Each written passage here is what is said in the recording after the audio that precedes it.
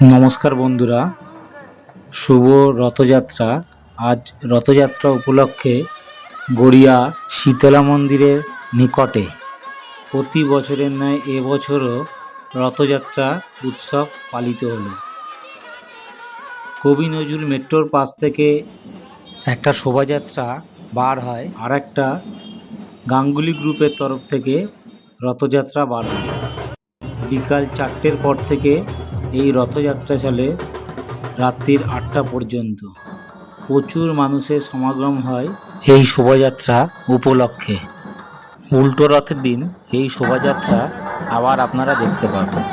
আষাঢ় মাসে শুক্লাপক্ষে দ্বিতীয় তিথিতে শুরু হয় এই রথযাত্রা। রথযাত্রা হলো হিন্দু ধর্মের পবিত্র উৎসব, যা জগন্নাথ দেব, বলভদ্র ও সুভদ্রার রথে আরোহণের স্মৃতি বহন করে।